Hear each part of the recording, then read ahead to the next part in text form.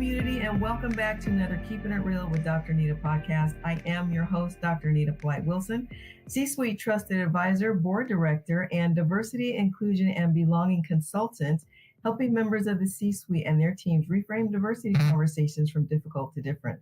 We are back with our third real conversation from the C-Suite with my guest, Mr. Pete Deragon, the Managing Director and Global Practice Leader at Stanton Chase, a global executive search and consulting firm. Pete, welcome back. Thanks again, Dr. Anita. Great to be here. Thank you. We've had some really exciting, insightful, thought-provoking conversations. And right now, I want to pick up where we left off when you said the position that you hold is one that's ideal for making change. So what I would like for you to do, please, is share with the organization how you and Stanton Chase are making an impact on the leadership pipeline by intentionally making the case with your clients that increasing diversity in meaningful ways will, in fact, increase the bottom line. How are you so successful with that? Well, I think I'd like to just reflect back on over 10 years ago, Stanton Chase started a diversity practice. I think it was ahead of its time, not hugely ahead of its time, but certainly we were talking about this as how it reflects itself in the executive search process of building leaders, identifying leaders, changing leadership teams, and impacting organizations. It's certainly one of the serendipities of what we do in executive search, because we are oftentimes tasked with identifying very, very specifically skilled individuals. Mm-hmm. And on top of that, there are cultural and experiential requirements to every job that oftentimes do reflect a need for diversity. And whether it's a corporate leadership job or whether it's a governance role on a board of directors, we make an intentional, whether it's a mandate or not, we make a very big effort to create a diverse slate of candidates. And sometimes the clients are asking for it, sometimes they're not. But we are fortunate enough to have the mandate because executive search is oftentimes the initiative a company takes to fulfill their commitments to diversity. Mm-hmm. There are mandates, as I mentioned in our previous conversation about NASDAQ, requiring one or two corporate directors to be diverse. But we're also able to develop pipelines of people before we even have a search. Mm-hmm. People will send unsolicited resumes to us by the hundreds, and you can always tell what the pace of the economy looks like or what the pain points of the economy are, because we start to get a lot more resumes in that are unsolicited. But we do have the fortunate opportunity to take a look at those resumes and anticipate that we might find a role for those individuals in the future. And so we build kind of a bench of talent. And when we are asked specifically by a client to go out and identify people, we've already got, a short list in mind.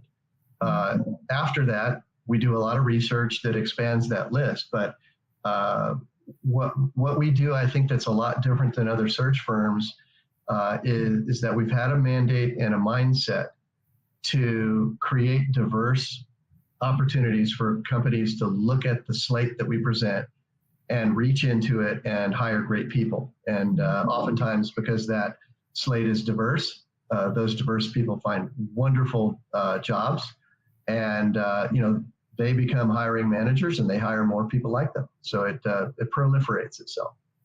Something you said really piqued my curiosity. You said specific cultural requirements. Define that for us and tell us what that looks like. Well, there are cultures that are fast moving. There are cultures that are slower moving. There are cultures that are known as maybe a little bit more sensitive to the needs of their personnel. The tech culture that has emerged in the last 20 years has created this image of playing ping pong and having climbing walls and free food, and you can park in the parking lot and sleep in your van and all sorts of very, very innovative things that are a lot different than the IBM of the 1960s. Yes. And these cultural elements are really important to matching the right people to the right job. The first set of skills that we look at might be 3 pages of bullets that tell you, all of the skill sets and the degrees and the experiences that people have. But once we come up with 3 finalists that a client's able to choose from, the ultimate decision is about how well they'll fit in with the culture. There's assessments that we can utilize to identify that, but I mean, in general, there will be a specific interface with the people that are hiring them that appeal to 1 or 2 of those people over a third one. And so culture is very, very important these days. It is measurable, and it is a huge element of the hiring decision. Mm-hmm. I appreciate you explaining that. It reminds me of the 3rd leg of my ACT model, which stands for approach, connect, and tap, approaching others with an open heart by examining any assumptions, interpretations, or limiting beliefs that you may place on others, consciously or not. You've got to get those out of your heart so that you can approach someone with an open heart, and then connecting to understand, not to dispute or refute. But the tap is tapping into diversity by being culturally curious. And I often carry that a step further to say, we're not necessarily talking about culturally curious on a one-on-one basis, but also becoming culturally curious about the subcultures within an organization, the subculture of executives, the subculture of administrative assistants, the subculture of sales, engineering, marketing.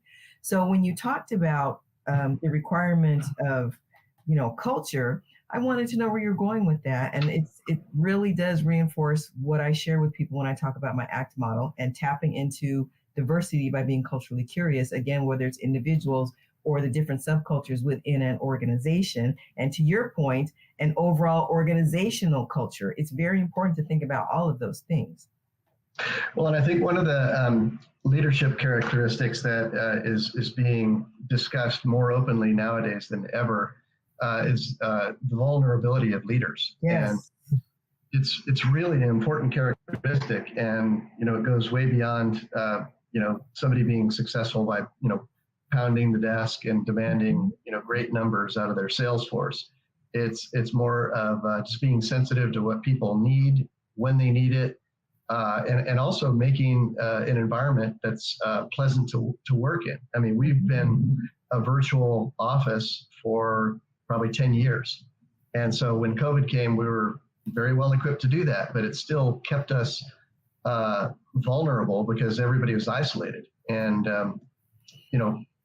my innovation at that point to keep our culture tight was to have coffee chats in the morning for 30 minutes and, no mandates for business at all, just a very social outreach that allowed us to get out of our living rooms and our being trapped in our bedrooms, which were offices, and being able to have a real outreach in how people were really dealing with the pandemic and the isolation that came with it. It was really quite an extraordinary period of time in history. And I think it changed the workforce. I mean, we're all now virtually operating, and many people are not going to be going back to work in a high-rise building.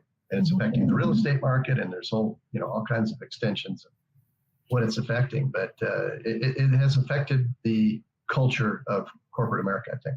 I agree, and I'd like to unpack that a little bit. Just this afternoon, I was talking with one of my clients, and they're noticing some team dynamics challenges, and he put his finger on what I think is part of the root of the problem. If not, it's a huge factor. The fact that because folks are no longer in offices where they can run into each other on a daily basis, that the relationships are starting to fracture, or they're harder to build with new team members. And now we're talking about at the executive level. So when you consider that, by and large, most folks still are dragging their heels about coming back into the office. When you consider the fact that some of these CEOs are trying to mandate, well, you have to be in here 2 or 3 days a week, but that's not necessarily the same day that your peers are in the office. So it kind of defeats the purpose of trying to build that relationship.